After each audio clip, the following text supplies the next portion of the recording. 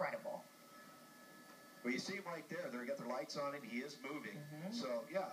And you know, having been a police officer myself for 30 years, you know, you can be chasing the worst guy in the world, but once it turns into a thing where you have to save his life, it doesn't matter what he did or what he'd been doing. You need to kick into the life-saving mode. And that's exactly what these officers did, exactly what they're trained to do. And not just stand back and wait for the fire department to show up, but they want to put themselves in harm's way to get him out, even though he was being the knucklehead racing away from them and was the main cause of why this crash happened. But that's what police officers have to do. It's what you're trained to do.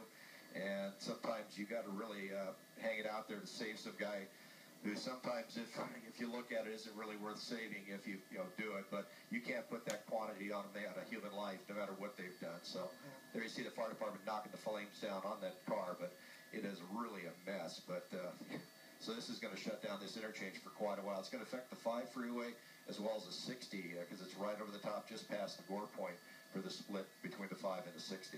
Imagine the story that guy has in the car behind him. Let's take a look at some of that traffic as well, because the backup looks like it's going to be pretty bad.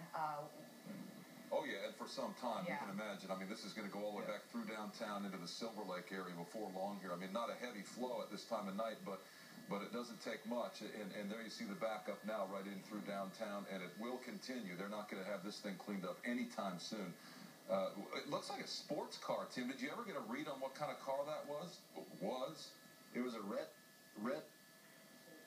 Mustang semi with their TB8 or police 18 TB5. That's permanent. And then it was a red Mustang, high rate of speed. What they put it out at, single driver. So yeah, it was a sports car, and it was unbelievable how fast he was going. So yeah, it's the first crash I've ever seen like this, where you get that much fire and that.